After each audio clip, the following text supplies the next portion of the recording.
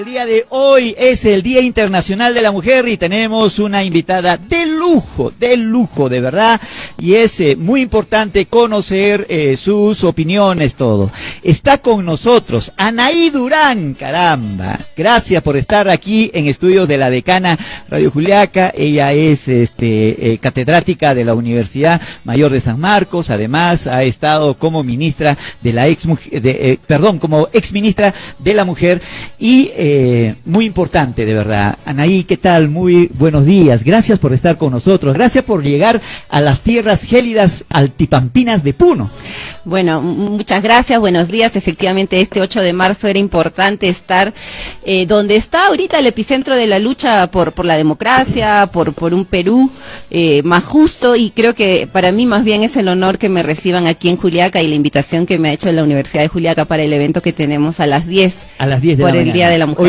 Hoy día, señoras y señores, va a haber un evento muy especial, una mesa, un taller, un conversatorio con varias damas, mujeres representativas sobre el rol que juega la mujer en la política. Así que seguimos haciendo el llamado a Guadalupe Apaza, si alguien lo ha visto por ahí, por favor comunicarse al 32 13 72.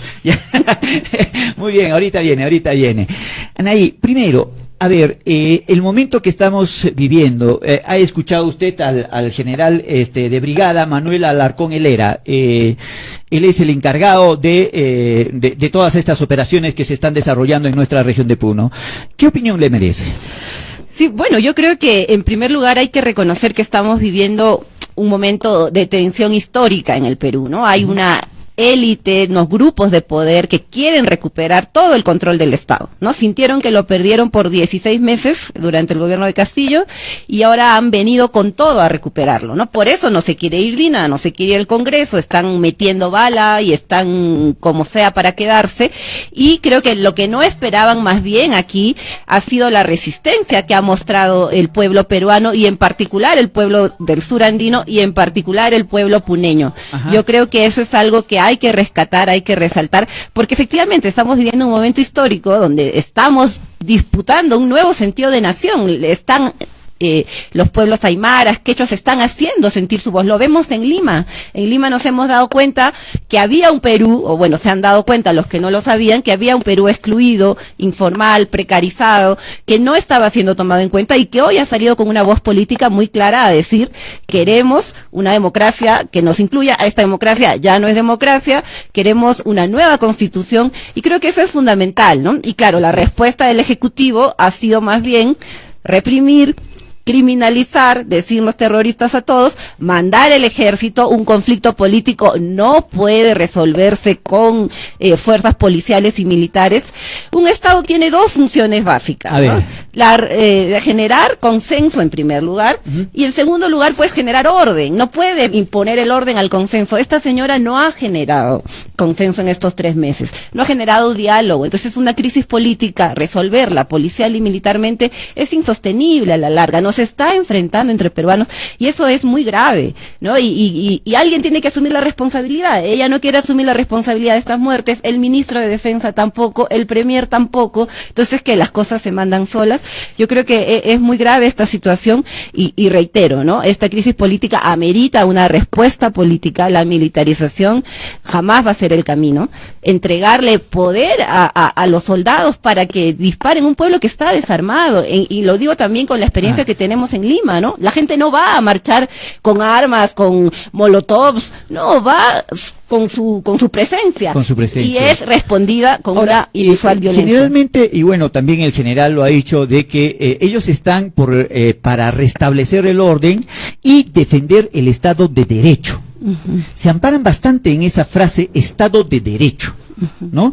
Que todos tienen derecho a trabajar, al libre tránsito, que tienen derecho a, si no están de acuerdo con la huelga, a continuar con su vida, y ellos están por ellos, ¿no? A establecer el Estado de Derecho. Es que aquí lo que no entiende el general, y bueno, es quizá algo que tiene que entender, es que el 7 de diciembre en el Perú se quebró el Estado de Derecho. O sea, ahí se asumió el gobierno una presidencia ilegítima. Y eso creo que es clave, porque el Estado de Derecho ya está quebrado en el Perú. No se está respetando la voluntad popular que eligió a un presidente. Había una vicepresidenta en la fórmula, sí, pero no la votaron a ella como presidenta. Y esto ha generado un vacío de legitimidad. Y el Estado de Derecho ha sido vulnerado además con la declaratoria del estado de emergencia, que está vulnerando el derecho a la protesta. Ya no podemos protestar. En Lima se junta la gente en una plaza y a los 3 minutos viene la policía, bombas lacrimógenas, lo que vimos con las mujeres aymaras que estaban con sus bebés y que ha costado el racismo que ha expresado el ministro de Educación. O sea, la gente tiene derecho a la protesta, tenemos derecho a salir a protestar y no se está respetando. Entonces, el Estado de Derecho se ha quebrado en el país el 7 de diciembre con este contubiernio entre los poderes del Estado y el Ejecutivo, y se ha perdido legitimidad. Y un gobierno sin legitimidad es un gobierno inviable, que termina enfrentando a sus ciudadanos, que termina militarizando y reprimiendo. Entonces, ese es el peligro que estamos viviendo. Ajá. Ahora, también dicen en estos enfrentamientos que hay, ¿no? Yo no sé por qué es que nuestro país dice, no, si nos tiran piedras, si toman un aeropuerto, si toman una carretera, entonces nosotros los policías, los militares, tenemos derecho a disparar. Bueno, eso es lo que al menos ha dicho el general de brigada Manuel Alarcón Helera, ¿no? Sí, eso es gravísimo, ¿no? Porque nos está poniendo a los civiles en una situación de beligerantes a la misma altura de fuerzas armadas entrenadas con material letal, con material que está causando muertes. Pero ellos dicen, está en riesgo pues nuestra vida, está en riesgo nuestra vida. Son 50 piedras que nos caen a los soldados. ¿Qué vamos a hacer? Tenemos que responder con armas. No, eso es muy grave y yo creo que ahí hay una responsabilidad clara del ministro de Defensa, que debería reunirse con todos sus generales y tener una estrategia que deje de asesinar al pueblo. O sea, desde el 8 de diciembre, ¿cuántos muertos ya sumamos en protestas? ¿Y quién responde políticamente? Otárola, que ha dicho, yo no sabía nada, ellos tenían ahí sus planes, Dina Boluarte no dice nada, el nuevo ministro del Interior tampoco, entonces el Congreso no censura ni interpela a nadie. Entonces es el reino de la impunidad y eso genera más, digamos, también más rabia, más dolor, más impotencia en la población, ¿no? Entonces yo sí creo que aquí es urgente una respuesta política y responsabilidades políticas. ¿Quién va a responder por esos 6 soldados que han muerto en el río? El general saca cuerpo también y dice, bueno, yo cumplía mi protocolo, el ministro no dice nada, el Congreso no interpela a nadie. Entonces esto finalmente demuestra que estamos en una crisis y que necesitamos una salida urgente que implique lo que pide el pueblo. Renuncie la presidenta, nuevas elecciones y un referéndum para por fin ponernos de acuerdo en una nueva constitución que traiga nuevas reglas de juego. Claro. Ahora, acá juega un papel importante el Congreso de la República. Sí. El Congreso de la República también tiene en sus manos la solución a este problema, ¿no? Convocar a nuevas elecciones o censurar a los ministros y por último, ya no se escucha esa bendita frase que se escuchaba en la época de Pedro Castillo, que estaba bien además, pero nadie lo defiende a él, de que no decían incapacidad moral para gobernar. Qué raro que del discurso político, de tanto de los políticos como de los opinólogos, como de los medios de comunicación, ya no se escucha incapacidad moral para gobernar.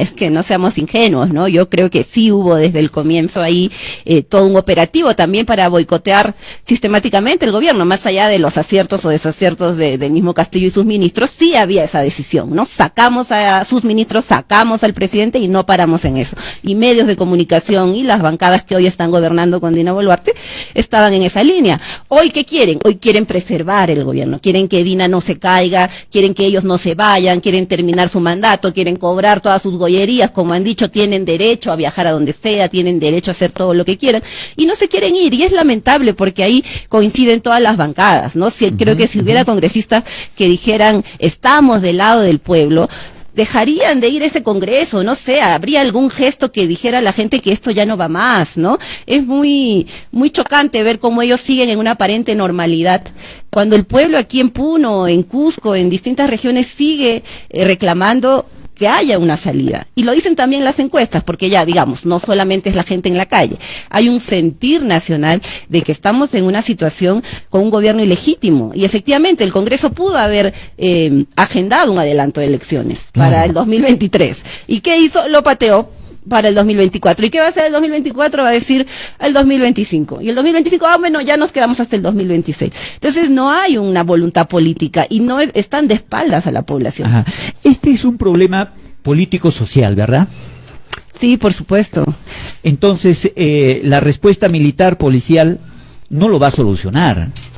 No, al contrario, lo agrava. Lo agrava. Ese es el drama y creo que eso es lo que los políticos deberían ser más responsables. O sea, están enfrentando al pueblo con el pueblo. ¿Qué quieren?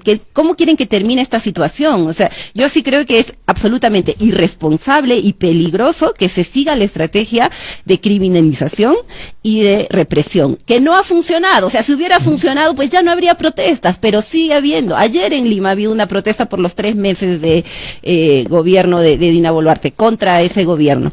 Y lo mismo, nuevamente gases, detenciones, lo que hemos visto todos estos 3 meses, ¿no? Lo que pasó en la Universidad de San Marcos, donde entraron los tanques. Entonces, no está funcionando, no está abriendo diálogo. Se están aferrando al poder con uñas y dientes a costa de enfrentar a los peruanos. Y eso es muy grave. Yo creo que sí hay que hacer más bien el esfuerzo de abrir un proceso de salida política, y si hay que dar un paso al costado, pues que lo dé. ¿Por qué no darlo? Sí. ¿No? Hay mucha gente, Anaí, de que verdaderamente, porque viene esto de parte de los medios de comunicación masiva, porque es muy, muy fuerte toda la campaña. Hay una guerra mediática, ¿no? De desnaturalizar la protesta, ¿no? De llamarlos violentos, terroristas, vándalos, asusadores, y desprestigiarla a tal punto de que la gente, las personas comunes y corrientes que en este momento nos están escuchando, digan, claro pues, ¿para qué toman el aeropuerto? ¿Para qué queman esto? ¿Para qué queman aquello? Está bien que los hayan disparado. En otras partes del mundo, lo escuché a tu compañero que es periodista de Francia, ¿verdad? Él nos decía de que ayer hubo una protesta en Francia, ayer, ¿verdad? Sí. Sí, tomaron el aeropuerto Charles de Gaulle y no hubo ningún muerto, ¿no? Y lo mismo ha ido pasando en otros países. Entonces, han tomado un aeropuerto en Francia. Así es, porque también la protesta avanza en esa línea, ¿no? Se quieren hacer escuchar, y no ha habido ningún muerto, no hay necesidad de disparar contra el pueblo. Y es más, muchos de los asesinados que han habido estas protestas ni siquiera estaban tomando el aeropuerto. Tú mencionabas Ayacucho. O sea, lo de Ayacucho es una cuestión que no debería dejarnos tranquilos como sociedad. ¿Cómo los militares han disparado hasta menores de edad que estaban transitando por la calle? Entonces, ¿cómo un país puede seguir al día siguiente como si no hubiera pasado nada? O sea, y como Dina Boluarte hoy da el mensaje por el Día de la Mujer diciendo que ella va a seguir comprometida con las mujeres, cuando está dejando niños en la orfandad, cuando está dejando a las mujeres con más carga para cuidar a esos niños huérfanos. En fin, creo que no amerita en ningún caso disuadir una protesta con la fuerza letal que hemos visto. Y no amerita en ningún caso negar el derecho a la gente a manifestarse. Tú hablabas del gobierno de Castillo, todos los domingos había sus marchas por la vacancia. Iban niños, iban señoras mayores, o estaban en la plaza 2 horas, nadie los reprimió, nadie les tiró gases. Van las mujeres aymaras con sus niños porque también quieren llevarlos a la protesta, no tienen con quién dejarlos por la razón que sea. A los 2 minutos llega la policía y les tira los gases, porque si ellas no están disparando, no están tirando piedras, están ocupando un espacio público con el legítimo derecho a la protesta. Entonces, claro. Y luego viene el ministro de Educación y les insulta. Entonces, yo creo que sí es un momento muy crítico, y sí creo que tenemos que asumir que si no hay una salida política que incluya a todos los actores que están protestando, vamos a seguir en esta confrontación, y es muy irresponsable de parte del Ejecutivo y el Congreso llevarnos a este punto. Muy bien, muy bien. Reinaldito, no sé si está por acá. Guadalupe, por favor, queremos hablar sobre el tema de las mujeres, ya, para poder hablar, ya pasando a este tema. Hoy día es 8 de marzo, Anaí, caramba, y tú has estado al frente de un ministerio clave, ¿no?, para la protección de los derechos de la mujer, y también las vulneraciones, etcétera, etcétera. ¿Cómo estamos en el tema de las mujeres en el Perú? ¿Cómo está nuestro país? Bueno, lamentablemente estamos mal, ¿no? Yo creo que el problema de la mujer en el Perú es un problema estructural. que refiere a temas de desigualdad muy grande. Seguimos teniendo situación de desigualdad entre hombres y mujeres, ¿no? Son las mujeres las que menos, por ejemplo, acceden a educación superior todavía, ¿no? Todavía son las que ganan menos. Hoy día salió un informe hace poco, tenemos una brecha salarial enorme, las mujeres ganan menos incluso haciendo el mismo trabajo. Tenemos además una sobrecarga de ocupaciones, quienes hacemos todas las tareas del hogar, y tenemos un Estado que no está invirtiendo lo suficiente. También, por ejemplo, en el tema de la violencia, seguimos siendo las mujeres quienes más enfrentamos situaciones de violencia en nuestros hogares, en la sociedad. Entonces hay una situación de desigualdad que no se ha revertido y que el gobierno no está haciendo los suficientes esfuerzos. Para empezar, y eso es algo que yo puse en el eje de mi gestión, entregar más recursos. No puedes tener un ministerio de la mujer que sea simbólico y que reciba el 0.05% del presupuesto nacional. ¿Qué haces con eso? ¿Vas a foros como está la ministra ahora en Nueva York? No sé, ¿no? Pero no se puede, creo que comprometerse, un compromiso con los derechos de las mujeres pasa porque se le destinen recursos concretos para mejorar sus condiciones de vida, ¿no? Entonces creo que ese es un punto fundamental para tener en cuenta, y creo que también resaltar el rol que está teniendo las mujeres, y en especial las mujeres quechuas y aymaras en estos meses de protesta, ¿no? Hemos escuchado su voz como un actor político protagonista, ya no solo las mujeres instruidas de Lima, ¿no? Sino todas las mujeres del Perú. ¿Usted cree que sea esto un problema de género? Porque, bueno, permítame que le haga una crítica, por favor, con todo respeto, y con todo respeto a las damas, ¿no? Porque anteriormente se hablaba que, bueno, en una junta directiva de alguna asociación pequeña, de alguna organización de base, ¿no? Se conformaba la junta directiva y decían, ¿quién va a ser el tesorero o tesorera? Siempre era una dama. ¿Por qué? Porque, bueno, pues las damas dicen, no, es más honesta y va a administrar muy bien, porque, bueno, está pues en sus genes el administrar un hogar, por ejemplo, ¿no? A veces, de la nada, hace magia y cocina para todos los hijos. Ahora, hemos tenido autoridades mujeres que no necesariamente han sido también honestas, ¿no? En este momento tenemos a una dama como presidenta de la República. Entonces, no parece que fuera cuestión de género, sino de personas, ¿no? No, yo creo que hay ahí dos cosas, ¿no? O sea, no se trata de que por ser mujer de pronto vas a encarnar todos estos buenos valores, ¿no? Honesta, decían también que había que poner más policías de tránsito, efectivamente. Sí. No, esas son creencias, ¿no? Por ser mujer no vas a ser ni más sensible, ni más honesta, ni una buena presidenta. No se trata de eso, ¿no? Se trata de cómo estás comprometida con los derechos de tu pueblo y en particular con los derechos de las mismas mujeres. O sea, yo creo que el que tengamos ahora a una presidenta ocupando Palacio no nos está dando más derechos a las mujeres, por el contrario, ¿no? Entonces no se trata exclusivamente de eso, ¿no? Se trata de que quien ocupa ese cargo o quienes empiezan a entrar en política, como es lo que vamos a hablar, tengan también esos otros elementos que son tan cruciales, ¿no? Para empezar, una conciencia de estar del lado del pueblo, ¿no? Creo que eso es fundamental. Ser mujer no te hace ni ser más honrada, ni ser más buena, ni más bondadosa, ¿no? Esas son creencias, son un poco, digamos, cosas que de la cultura popular. Lo real es que si eres mujer y estás comprometida con superar esas desigualdades que nos afectan a las mujeres y a nuestro pueblo en general, sí hay un camino para andar en conjunto, ¿no? No se trata de excluir y decir, voy a poner una mujer acá, otra allá y ya se arregla el problema, ¿no? Nosotras no pedimos eso, yo por lo menos no pido eso. Lo que sí pido es que haya condiciones de igualdad y que podamos tener un espacio también en política, ¿no? Claro, eso sí. ¿Por qué la mujer no tiene condiciones de igualdad frente al varón? ¿Y en qué actividades tiene mayores desigualdades?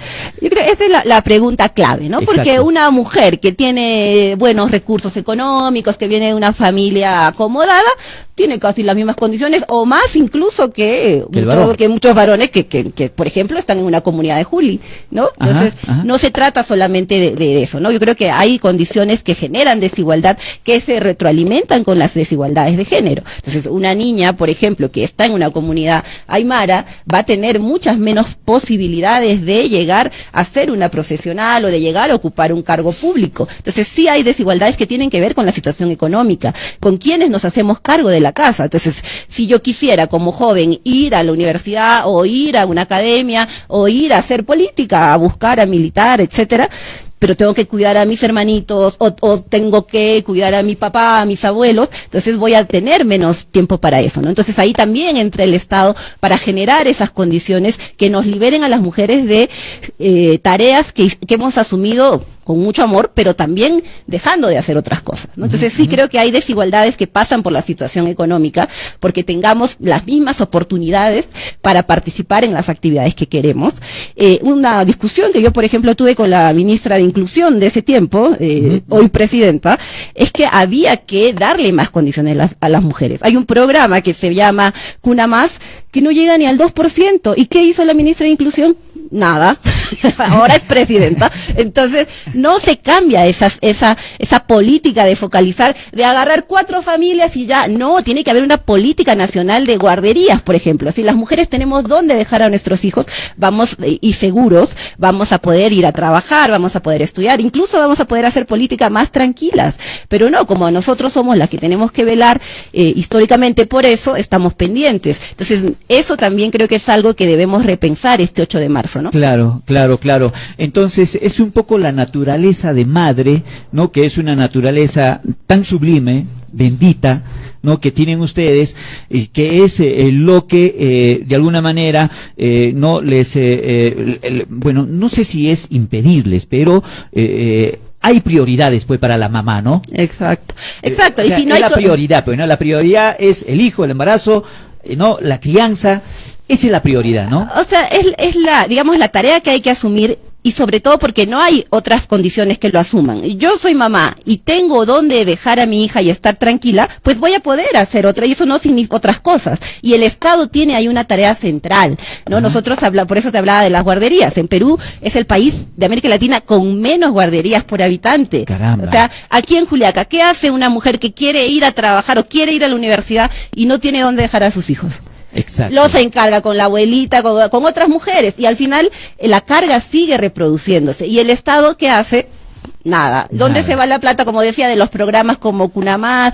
No llegan a resolver el problema. O sea, no se trata que dejes de ser mamá, no se trata de que descuides a sus hijos, se trata de que como mujeres tengamos todas las mismas capacidades para desarrollarnos en lo que querramos, ¿no? Claro. Y creo que este 8 de marzo es clave eso, porque estamos viviendo una situación de crisis, de tensión, las mujeres están asumiendo más protagonismo, lo veía ayer en el bloqueo, por ejemplo, en Santa Lucía, todas las dirigentes eran mujeres, eso me dio mucho gusto, ¿no? Y con mucha fuerza, que también a veces desde Lima no se ve, ¿no? Entonces sí creo que es un momento de cambio, como decía, un momento histórico. Momento de cambio. Termino con esto porque Pepe Mujica, el expresidente de Uruguay, indicaba de que tenemos que repensar en el mundo, ¿ya?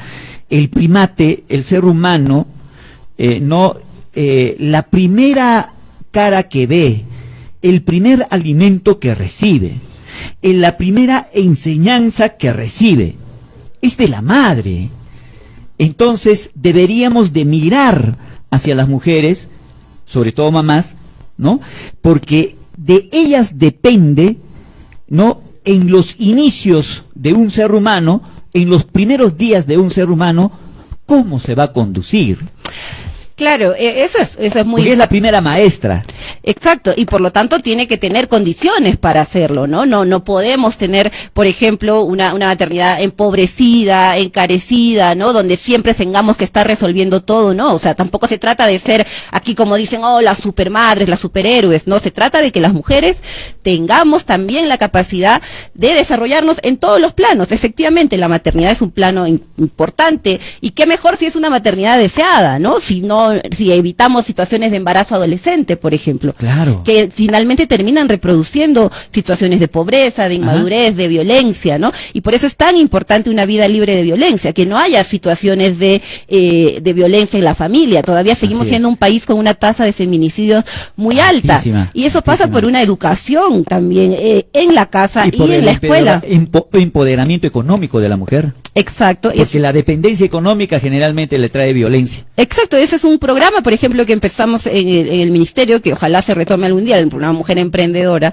de que se le dé las condiciones a las mujeres para poder salir adelante, ¿no? Ajá. Una mujer que es más independiente económicamente va a estar mucho menos propensa a soportar esas condiciones, y como decíamos, esto también nos va a permitir avanzar en otros planos de la vida, ¿no? La maternidad es uno, efectivamente, y si uno quiere ser mamá, excelente, también hay las que no quieren, y es otra decisión que se respeta. También. Y bueno, creo que en eso estamos, y también creo que es fundamental, sobre todo para las estudiantes que vamos a ver ojalá hoy en la universidad, poder comprometerse con lo que está pasando en nuestro país. Bueno, muchas gracias, Anaí, de verdad ha sido un placer, y de verdad la sencillez con lo cual te expresas y también has estado con nosotros. Valoramos tu presencia aquí en la ciudad de Juliaca. Hoy día, 10 de la mañana, en la Universidad Nacional de Juliaca, en el auditorio, va a haber todo un conversatorio, no solamente con Anaí, también van a estar varias mujeres representativas de diversas organizaciones y van a estar discutiendo estos temas. Y de verdad, señoras y señores, organizaciones populares, señoras comerciantes, por favor, vayan. Hay que educarnos. Tiempo de aprender. Tiempo de luchar, tiempo de aprender. Muchas gracias por el espacio. Gracias, Anaí Durán. Muchas gracias.